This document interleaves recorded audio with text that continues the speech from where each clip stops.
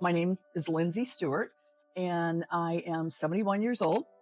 And in 1969, when I was 16 years old, I became pregnant. It was the time of free love, the sexual revolution, but no birth control, no easily available birth control. I was in a very affluent suburb of Detroit, Grosse Pointe, Michigan. I tried different pills. I was desperate. I was completely out of my mind. And I tried everything I could and nothing worked. And so I finally told my parents.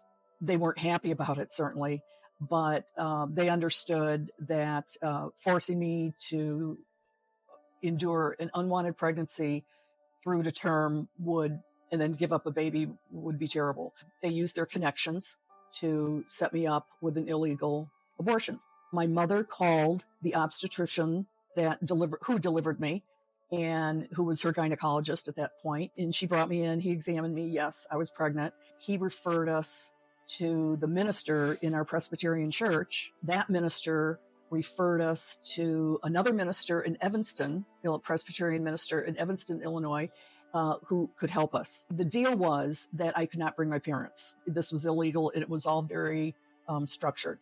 So in the middle of the night, I went with a friend. We drove to Evanston and met the minister, and he was fine letting me take the next step, which was to go to a hotel and wait at the hotel until we got a call. We're two kids. We're 16, 17, 18. I'm surprised they let us check in being so young. The call finally came. He asked what I looked like, what clothes I would be wearing. And I remember the exact outfit. I had a navy blue poor boy sweater, it was called back then, and a quilted madras skirt, navy blue knee socks, and penny loafers with pennies in them. And I went downstairs and stood out in front, and he drove up in this little red sports car. I got in the car, and he was very nice and told me not to worry.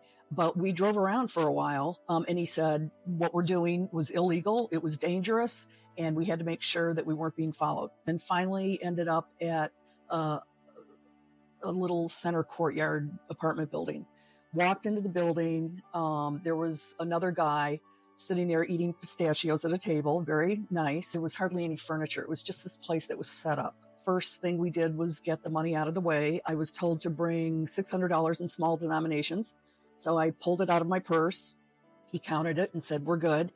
And then told me to go into the bedroom. He put me on the table, just like in the movies. I was given a piece of wood to, bear down on for the pain. I did.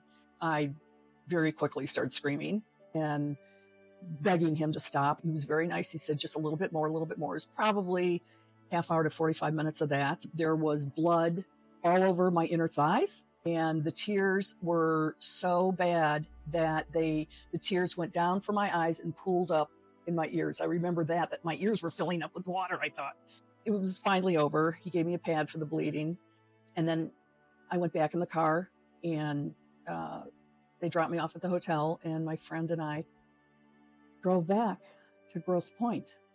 So that was the actual abortion. Equally as traumatizing was the aftermath of the abortion.